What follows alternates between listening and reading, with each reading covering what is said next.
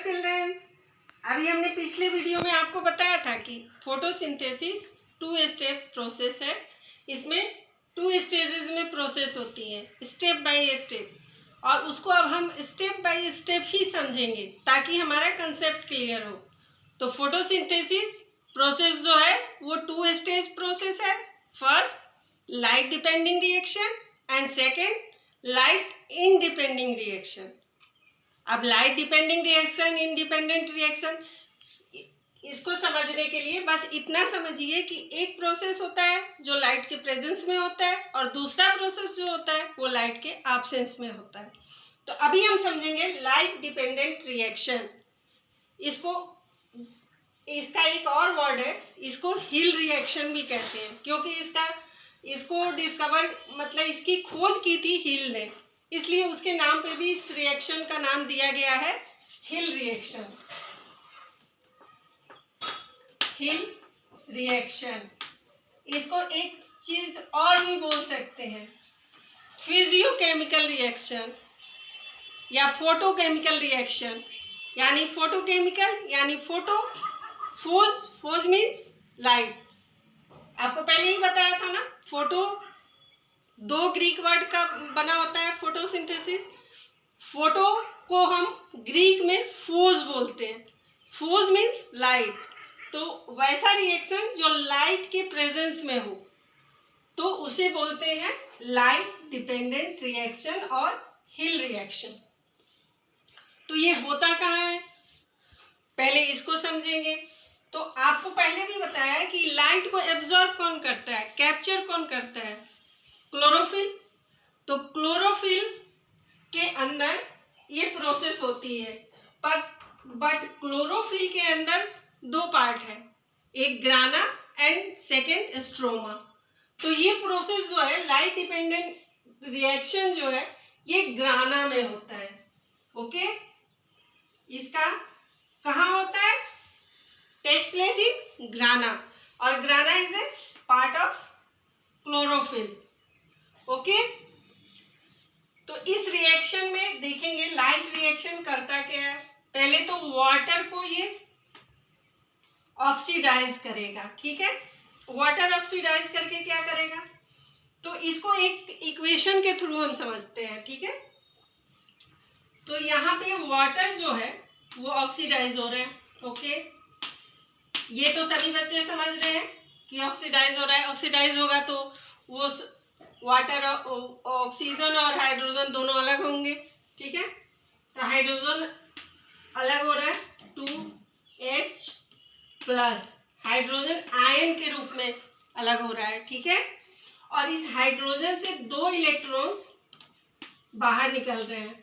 Okay, और ये release कितना कर रहा है ऑक्सीजन, ये हाफ O2 रिलीज कर रहा है एनवायरनमेंट को। ये प्रोसेस को क्या बोलते हैं, फोटोलिसिस ऑफ वाटर। इस फोटोलिसिस ऑफ वाटर में आप देख रहे हो कि यहाँ हाइड्रोजन आयन भी अलग हो रहा है वाटर से, यहाँ 2 इलेक्ट्रॉन्स भी अलग हो रहे हैं, और ये ऑक्सीजन यहाँ रिलीज कर रहा है, ठीक है। तो ऑक्सीजन जो रिलीज कर रहा है तो वो तो एटमॉस्फेयर को चला गया ट्रांसफर होके, पर ये हाइड्रोजन और इलेक्ट्रॉन्स कहाँ गए, इस चीज को समझने की जरूरत है। बट ये इतना भी मुश्किल नहीं है कि आप समझ ना पाओ, इसलिए मैं स्टेप बाय स्टेप इक्वेशन के थ्रू आपको समझा रही हूँ कि आपको ये चीज समझ में आए कि ये प्रोसेस हो कैसे रहा है। तो ये हाइड्रोजन जो है ये आपको NADP के साथ कंबाइन होके NADPH2 बनाएगा। ओके, और ये जो इलेक्ट्रॉन्स है 2 इलेक्ट्रॉन्स, ये आपको ATP के में ट्रांसफर हो जाएंगे। तो ये ATP और NADPH2 जो है वो आपको एक एनर्जी गेन मतलब एनर्जी देने वाला कंपाउंड है, वो प्लांट को एनर्जी देता है किसी भी प्रोसेस को करने के लिए। तो इस चीज को समझना बहुत जरूरी है कि ATP और NADPH2 बहुत ही इंपॉर्टेंट चीज है अगले स्टेप के रिएक्शन के लिए। ये चूंकि यूज होता है सेकेंड स्टेज में, ये जब हम लाइट इंडिपेंडेंट रिएक्शन पढ़ेंगे तो ये ATP एंड NADPH2 यूज होगा लाइट इंडिपेंडेंट रिएक्शन में, पर ये इसका फॉर्मेशन कब होता है? लाइट डिपेंडेंट रिएक्शन में, क्योंकि जब ये फॉर्मेशन इसका होगा तभी तो ये यूज होगा। जब प्लांट में होगा ही नहीं तो यूज कैसे करेंगे? तो इसका बनना भी बहुत जरूरी है बच्चों, और इसका ये बनता तभी है जब लाइट के प्रेजेंस में जो रिएक्शन होता है, ठीक है। तो in this reaction the light energy is converted into ATP and NADPH2। ये चीजें समझ में आ गई आपको। अब हम आगे देखेंगे। ATP and NADPH2 are generated by two electrons transport chain. Water is used and oxygen is produced. ये चीजें हमने आपको बताई। यहाँ ऑक्सीजन रिलीज हो रही है, इस इक्वेशन में भी आपने देखा ऑक्सीजन रिलीज हो रही है, ठीक है। यहाँ वाटर ऑक्सीडाइज हो रहा है, उस ऑक्सीडाइज के प्रोसेस में इलेक्ट्रॉन आ रहे हैं जो ATP और NADPH2 बना रहे हैं, ठीक है। तो ये ATP एंड NADPH2 का फॉर्मेशन हो गया, ये हमारे लाइट रिएक्शन में। तो लाइट रिएक्शन में बस इतनी ही प्रोसेस होती है। ये हाफ प्रोसेस जो है, ये जो मैंने ऑरेंज कलर से आपको दिखाया है, ये लाइट रिएक्शन है, ओके। और ये जो स्काई ब्लू कलर का है या ब्लू कलर का है, वो आपका डार्क रिएक्शन है। तो अब लाइट रिएक्शन को एक बार फिर से समझेंगे कि लाइट रिएक्शन होता कहाँ है। तो लाइट रिएक्शन क्लोरोफिल का जो एक पार्ट होता है, ग्राना, स्ट्रोमा एंड ग्राना, दो पार्ट होते हैं। तो ग्राना में ये प्रोसेस होता है, ओके, क्लियर। अब इस प्रोसेस में देखो, पिक्चर से समझेंगे। प्रोसेस में होता क्या है? वाटर का फोटोलिसिस होगा, ऑक्सीडाइज होगा वाटर, इसमें से हाइड्रोजन आयन और ऑक्सीजन दोनों अलग होंगे।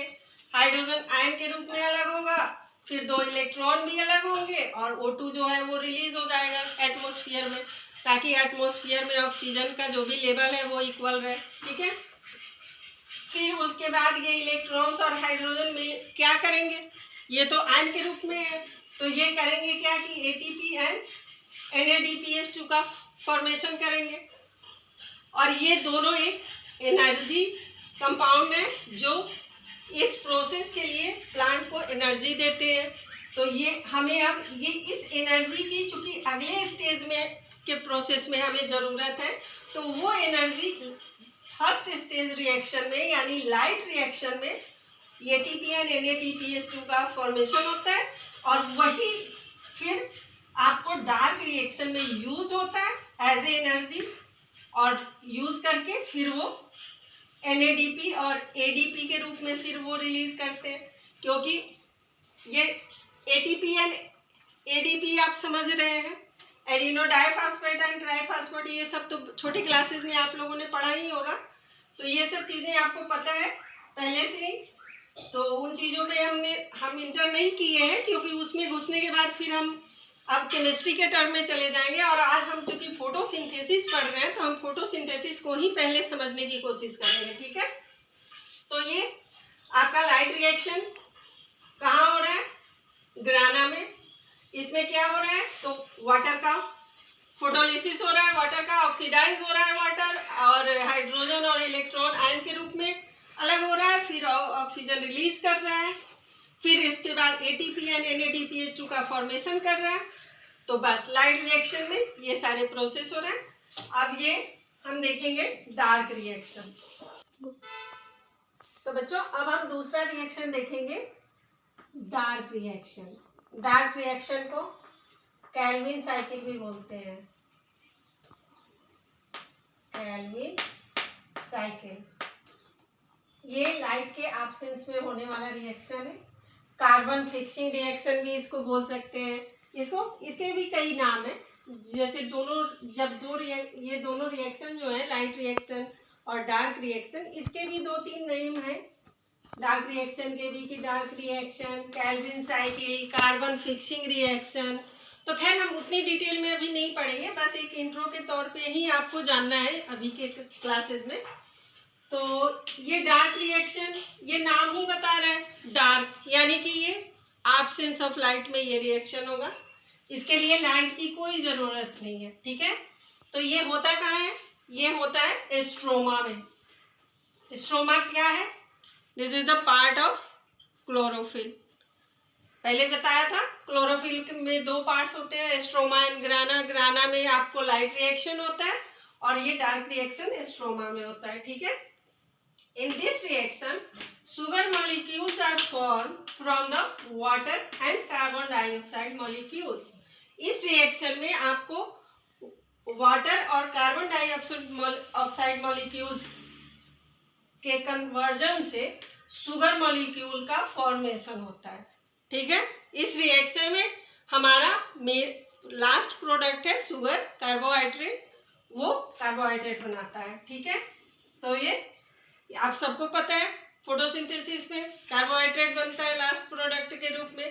तो वो लास्ट प्रोडक्ट जो बनता है वो डार्क रिएक्शन से गुजरने के बाद बनता है।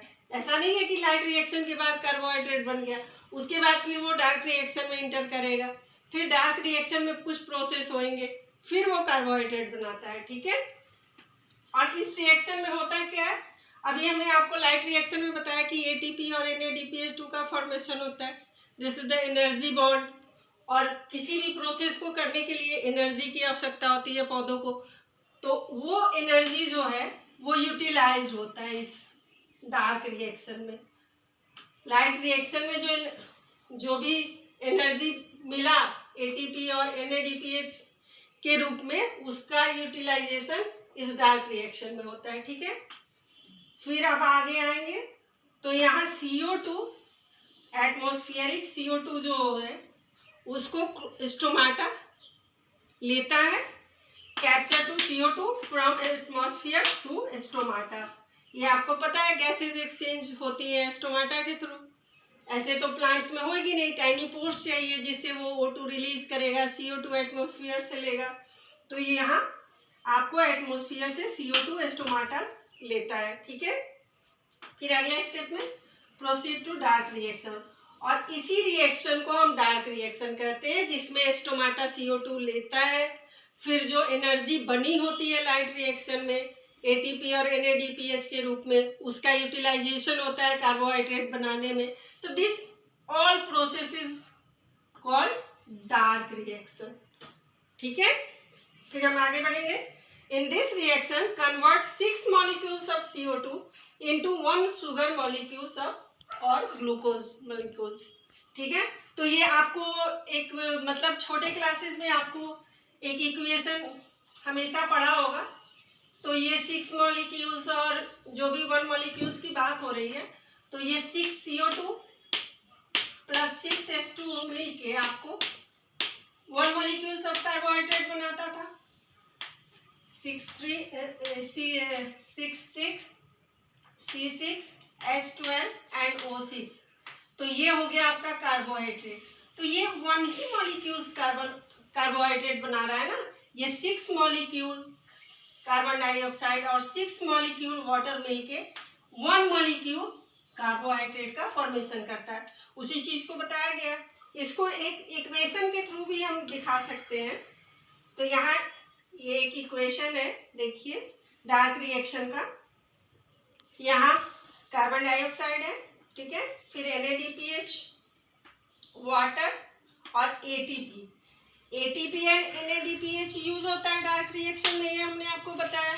और CO2 और वाटर तो यूज होगा, ये आप सबको पता है, वेल नोन चीज है। फिर ये बनाता है G3P plus 2 hydrogen and 6 NADPH ion के रूप में। H यहाँ अलग हो जा रहा है बच्चों, इस चीज को ध्यान रखना कि यहाँ H आयन के रूप में NADPH से अलग हो रहा है। फिर यहाँ ATP ADP में कन्वर्ट हो जा रहा है।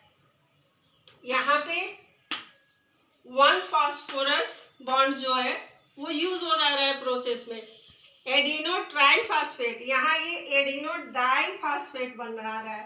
एक 1 मॉलिक्यूल्स इसका यूज हो जा रहा है फास्फोरस का इस रिएक्शन में।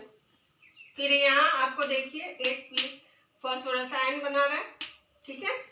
तो ये एक इक्वेशन है डार्क रिएक्शन का, वो अगर आप इस प्रोसेस को समझ जाएंगे तो इसको याद करने में कोई परेशानी नहीं है। और रह गया इक्वेशन बैलेंस करने का, तो वो आप बैलेंस कर सकते हैं, ठीक है। तो इसको ओवरऑल एक डायग्राम आप अपने मन से भी बना सकते हैं, जैसे लाइट रिएक्शन में क्या हो रहा है, सन से लाइट ले रहा है, ओके, ये आप देख रहे हो, सन से लाइट ले रहा है। फिर यहाँ वाटर का ऑक्सीडाइज हो रहा है, वाटर ऑक्सीडाइज होके क्या हो रहा है, हाइड्रोजन और इलेक्ट्रॉन्स, हाइड्रोजन आयन और इलेक्ट्रॉन्स आयन में कन्वर्ट हो रहा है। फिर आपको यहाँ ऑक्सीजन जो है एटमॉस्फेयर में रिलीज हो रहा है। फिर ये इस प्रोसेस के बाद आपका एनर्जी का यहाँ ट्रांसफर हो रहा है एटीपी के रूप में, ठीक है, और NADPH के रूप में।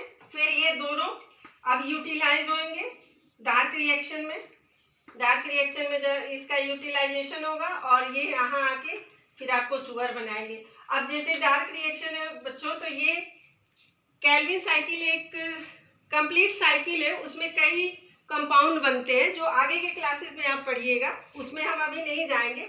ये G3P जो है ये फर्स्ट स्टेप है केल्विन साइकिल का, जो ये कंपाउंड बनता है, ठीक है। तो हम अब इसको बहुत डिटेल में नहीं बता रहे क्योंकि डिटेल में आपको जानना नहीं है, तो जितना आपको जानना है उतना अभी जानो। तो इसे एक कार्बोहाइड्रेट कंपाउंड मान सकते हैं, होता है कार्बोहाइड्रेट कंपाउंड, ठीक है। तो ये आपका हो गया लाइट रिएक्शन और ये डार्क रिएक्शन। तो डार्क रिएक्शन में आगे चल के शुगर भी बनता है, फैटी एसिड भी बनता है, एमिनो एसिड भी का भी फॉर्मेशन होता है। बहुत सारे प्लांट्स में आप ये पाओगे, कहीं पता चला फैटी एसिड बन रहे हैं, कहीं एमिनो एसिड बन रहे हैं, बट हम नॉर्मल अभी पढ़ेंगे कार्बोहाइड्रेट पे फोकस करेंगे। कार्बोहाइड्रेट बनाता है, ग्लूकोज बनाता है, दैट्स ऑल। तो ये हो गया हमारा डार्क रिएक्शन। तो अब हम देखेंगे what is difference between light reaction and dark reaction, ठीक है। तो अब हम देखेंगे लाइट रिएक्शन और डार्क रिएक्शन में डिफरेंस। आगे आप लाइट रिएक्शन डार्क रिएक्शन समझ लिए, अब हम इसका डिफरेंस देखेंगे, क्योंकि बहुत सारे क्वेश्चंस आते हैं what is difference between light and dark reaction. तो एक बार डिफरेंस को भी हम समझेंगे। तो लाइट रिएक्शन, ये नाम इंडिकेट कर रहा है कि ये लाइट डिपेंडिंग रिएक्शन है, ठीक है। डार्क रिएक्शन, ये भी नेम इंडिकेट कर रहा है कि लाइट इंडिपेंडेंट रिएक्शन है। ये light dependent reaction, light reaction is a light dependent reaction and dark reaction is a light independent reaction, okay। light reaction फिर होता क्या है, ग्राना में, takes place in ग्राना, and dark reaction takes place in stroma. ये main difference है। ये difference को अच्छे से समझ लीजिए। इतना इजी और आसान तरीके से समझा रही हूँ कि मुझे नहीं लगता कि आपको ये डिफरेंस समझने के लिए फिर से बुक खोलने की ज़रूरत है। इसलिए इसको बहुत अच्छे से समझिए कि बिल्कुल दिमाग में बैठ जाए आपके बच्चों। तो ये लाइट डिपेंडिंग रिएक्शन है, ये लाइट इंडिपेंडिंग रिएक्शन है, ठीक है। लाइट रिएक्शन में ये takes place in grana, dark reaction takes place in stroma, okay. Light reaction में splitting of water molecules and release O2 as a by product. ये हमने आपको बताया था लाइट रिएक्शन में कि और वहाँ वाटर का ऑक्सीडाइज होता है वाटर, और वो हाइड्रोजन और इलेक्ट्रॉन्स रिलीज करता है, फिर ऑक्सीजन आपको एटमॉस्फेयर में रिलीज करता है। तो वही डिफरेंस है कि यहाँ पे वाटर का स्प्लिटिंग हो रहा है, वाटर मॉलिक्यूल स्प्लिट होके ऑक्सीजन रिलीज कर रहा है एज ए बाई प्रोडक्ट के रूप में, ठीक है, लाइट रिएक्शन में। पर डार्क रिएक्शन में क्या हो रहा है, carbon dioxide is reduce to form carbohydrate. यहाँ कार्बन डाइऑक्साइड जो है रिड्यूस्ड होके कार्बोहाइड्रेट का फॉर्मेशन कर रहा है। तो ये चीज, ये डिफरेंस है। यहाँ वाटर मॉलिक्यूल स्प्लिट हो रहा है और यहाँ कार्बन डाइऑक्साइड रिड्यूस्ड होके कार्बोहाइड्रेट बना रहा है, ठीक है। तीसरा डिफरेंस हो गया। And last difference number 4 is a last difference. यहाँ ATP और NADPH2 are the energy rich compound synthesized in this reaction. तो ये चीज हमने आपको पहले बताया है कि लाइट रिएक्शन में ATP और NADPH2 का फॉर्मेशन हो रहा है और वही ATP और NADPH2 आगे डार्क रिएक्शन में यूटिलाइज्ड हो रहा है. ठीक है, तो यहाँ पे ATP और NADPH2 are the energy rich compound synthesized in this reaction. Okay, अब आइए डार्क रिएक्शन में. तो डार्क रिएक्शन में energy rich compounds are utilised in the synthesis of carbohydrate. ये एनर्जी रिच कंपाउंड जो है ATP एंड NADPH2 ये light reaction में फॉर्म हो रहा है और इसका यूटिलाइजेशन हो रहा है डार्क रिएक्शन में. तो ये स्टेप बाय स्टेप प्रोसेस है, क्योंकि photosynthesis is the step by step process. वो एक सिंगल प्रोसेस नहीं है, वो कई स्टेप में उसके प्रोसेस हो रहे हैं, पर वो सारे एक दूसरे से कनेक्टेड है. अगर एक चीज को आप क्लियर समझ रहे हैं तो दूसरे चीज भी आपको समझ में आएगा, क्योंकि वो दोनों एक दूसरे से कनेक्टेड है और इसको फिर समझने में आपको कोई मुश्किल नहीं होगी. तो मुझे ऐसा लगता है बच्चों कि आज जब मैंने जो लाइट और डार्क रिएक्शन पढ़ाया उसे समझने के बाद आपको अब कोई कंफ्यूजन नहीं होगा लाइट और डार्क रिएक्शन में. और ये डिफरेंस तो बिल्कुल अच्छे से देख लीजिएगा, क्योंकि डिफरेंस एग्जाम्स में आते ही आते हैं कि what is difference between light and dark reaction. और इतने आसान तरीके से आपको कहीं नहीं मिलेगा जितने आसान तरीके से मैंने आपको समझाया. और ये चीज़ हमेशा याद रखिएगा, light reaction is also called hill reaction. This is also called photochemical reaction. Dark reaction is also called Calvin cycle and carbon fixing reaction. तो इसके बहुत सारे नाम हैं, वो नाम को तो बिल्कुल दिमाग में रखिएगा. मान लीजिए क्वेश्चन में लाइट एंड डार्क रिएक्शन का मेंशन ना हो कि what is difference between hill reaction and Calvin cycle, तो ये अगर इसके नाम आप याद रखेंगे तो फिर आपको क्वेश्चन करने में कोई प्रॉब्लम नहीं होगी. तो नामों को तो बिल्कुल दिमाग में रखिएगा. और मुझे नहीं लगता कि अब फोटोसिंथेसिस को आपको फिर से एक बुक्स खोलने और समझने की ज़रूरत है. मैंने बहुत ही आसान तरीके से आपको समझाया है और आप सबको बहुत अच्छा लगा होगा, इसको समझ में भी अच्छे से आया होगा. तो ओके बच्चों, फिर अगले वीडियो में मिलते हैं. बाय.